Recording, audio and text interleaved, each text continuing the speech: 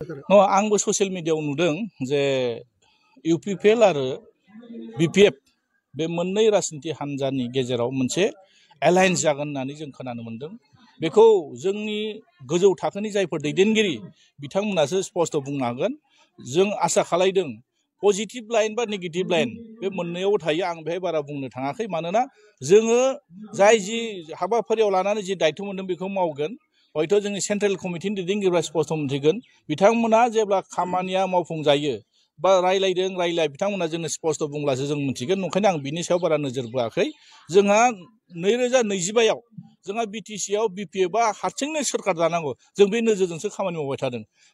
ओंखायनो दिनै माखासे ससियेल मिडियानि गेजेरजों बुंदों जे गोबां धरनाव गोबां बाथ्रा ओंखारदों जे बिपिएफ आरो इउपिपिएलआ ज' जासिगोन, गोरोबलायसिगोन।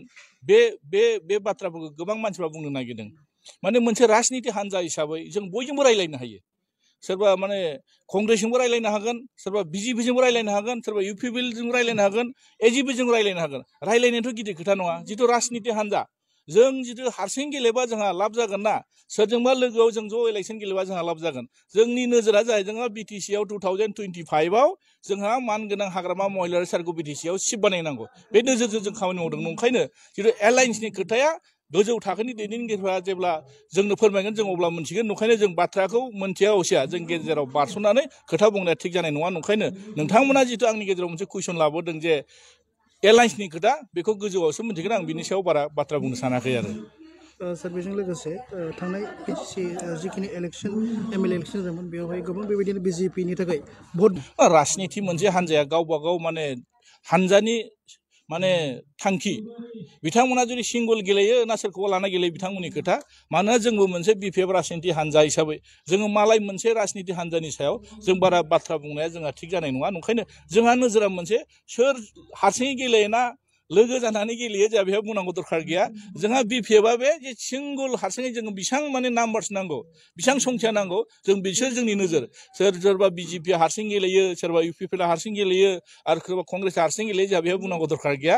ओंखायनो दिनै बिटिसिनि रायजो राजाफ्रा मा लुगैदों, बिटिसिनि रायजो राजाफ्रा मा बुंदों, जोंहा बेहायसो नोजोर। ओंखायनो दिनै आसा खालायदों जे बिटिसिनि रायजो राजाफ्रा दा बर्थमान जिथु बाथ्राफ्रा खुगाजों खुगा बेरखांलायबाय थादों आरो नुदों जे बिपिएफखौ दाबो रायजो राजाफ्रा गाराखै। मानो होनना बुङोब्ला इलेक्सननि रिजाल्टआनो फोरमान खालायो।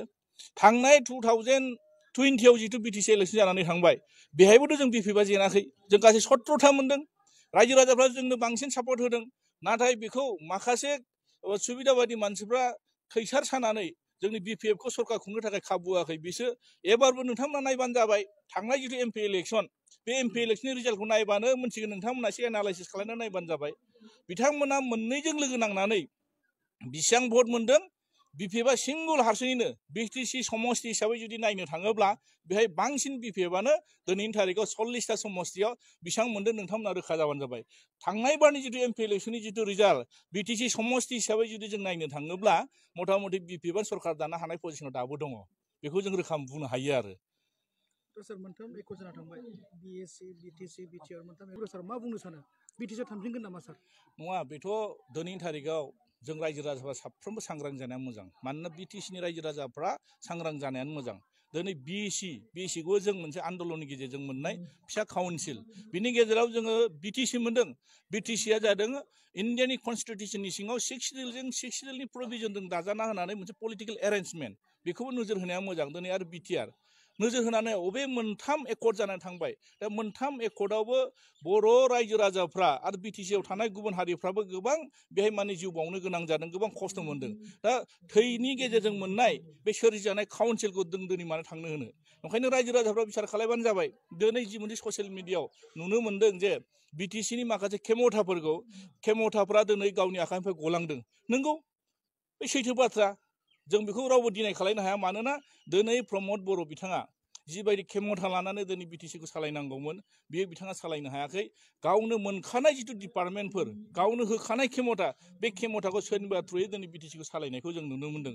ओंखायनो दिनै रायजो राजाफ्रा सांग्रां, रायजो राजाफ्रा बिनि सायाव बिसार खालायनांगोन। दिनै हाग्रामा महिलारि दाङ'रिया बा हाग्रामा महिलारि बिथाङा दिनै जों नुनो मोनदों मानगोनां हाग्रामा महिलारिनि दैदेननायाव 17 बोसोर जिबायदि धरनाव बिटिसिखौ रुम रुमि गोम गोमै दिनै बिटिसिखौ सालायनानै बिटिसिआव थानाय गासै हारि माहारि गासै राव हारिफोरखौ लानानै जिबायदि मोनसे डेभेलपनि लाइनजों लांदों गोबां धरननि खामानि मावनो हादों सोलोंथाइयावनो बुं माने साइस्थ'नि बिथिङावनो बुं माने दिनै गोबां धरनाव उन्नति जानो मोनो बेखौ रायजो राजाफ्रा बावाखै नङा नंखायनो दिनै नुदों हाजारखि बिथांमोना मोजां मोजां बाथ्रा बुङाथों मानो गोदै गोदै बाथ्रा बुङाथों मानो दिनै बिटिसिनि रायजो राजाफ्रा रावबो बुजि गैला बुजिजोबखाबाय नंखायनो फैबाय थानाय समाव सोरखौ सरकाराव लाबोनांगौ सोरबो बिटिसिनि रायजो राजाफ्रा आरो बांसिन जोंहा बर' मानसिफ्रा दायथ' दङ नंखायनो दिनै जाय मानसिफ्रा दिनै मोजां मोजां खोथा बुंनानै बिटिआरनि सुक्तिनि नामाव गोबां सिमां नुहोनानै दिनै बर' लाइमोनफोरखौ दिनै जिबायदि मोनसे हाखराव खोलैबाय जिबायदि आन्दलननि प्रलोभन होनानै जायफोर जेलाव दं जायफोर दिनै माने केस दङ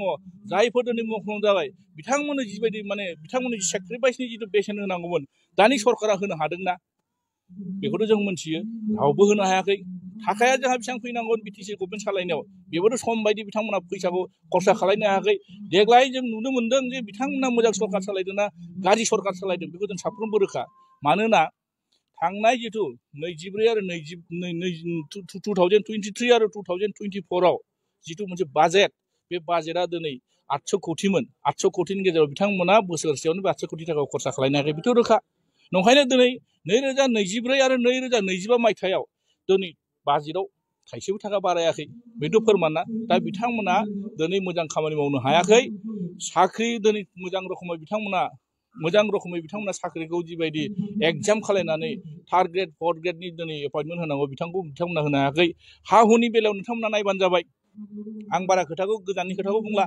अदालगुरि सार्कोलनि सिङाव मण्डलानो बुं सोरबा माने सार्कोल अफिसारानो बुं माबायदि बेफार सोलिगासिनो दं बेहाय सरकार दंना गैया दैदेनगिरिफोर दंना गैया दिनै रायजो राजाखौ मानो हारास्ति खालायथारदों सामायनो मोनसे लेन्ड हल्डिं नागिरनो थांबाबो फैसा होआब्लानो बे बिथांमोना खामानि मावा दिनै सोरबा बिफानि सम्पतिखौ सोरबा फिसालानो जुदि नामजारि खालायनो थांब्लाबो बेहाय माने हाजार हाजार थाखानि मोनसे लेनदेन सोलियो अब्ला बे सरकारा मोजां खालायदोंना मा मावदों रायजो राजाफोरनि थाखाय नंखायनो जों नुदों बिथांमोना खुगायावल' खोब गोदै गोदै गोथाव गोथाव बाथ्रा बुङो दिनैसिमबो बिथांमोना बिटिसि ओनसोलनि थाखाय मोजां खामानि मावनो हायाखै बे रोखा जानानै दं आरो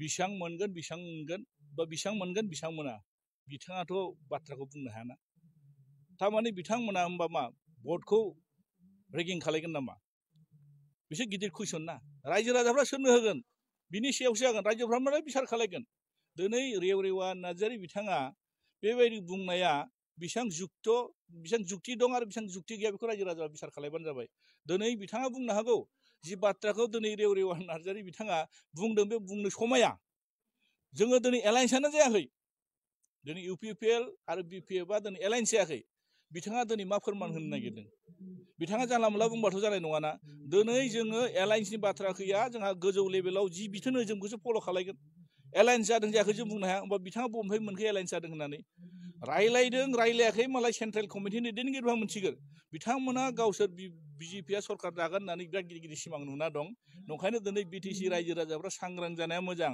सोरखौ नांगौ बिटिसिखौ खुंनाय बेबस्थाखौ जिरायनो थाखाय बिटिसिनि चिफ सोरखौ जाजानो लुगैदों दिनै माखासे सुबिदा बायदि मानसिफ्रा दिनै रायजो राजाफ्रा बिसार खालायगोन मानोना रेव नार्जारिया बबेनिफ्राय देरहाना फैदों बेखौथ' रायजोफ्रा बिसार खालायगोन ना दिनै गावनो जुदि देरहाना फैनो हायाब्ला दिनै बिथाङा सोरखौ चिफ बानायगोन दा दिनै नंखायनो बिसार खालायगोन दिनै बे बिपिएफनि बेनाराव थानानै बिपिएफनि गेजेरजों देरहाना फैनानै दिनै बिपिएफखौ बियो दिनै फोजोबनो थांनायाथ' बिथांनि गोसो गोरबोआ बेसेबां माने गोथार बेखौ रायजो राजाफ्रा बिसार खालायगोन ना नंखायनो आंहा बिथांनि सायाव बुंनांगौ जेबो दरखार गैया बिथाङा गाव उरायलाबायनाय सासे बेक्ति गाव बबाव थानानै खामानि मावो बेखौनो मोनथिया गाबोन समफोर जायनो सरकार होयो बेजोंनो बिथाङा बास्लायना थांगोन आरो थेंक इउ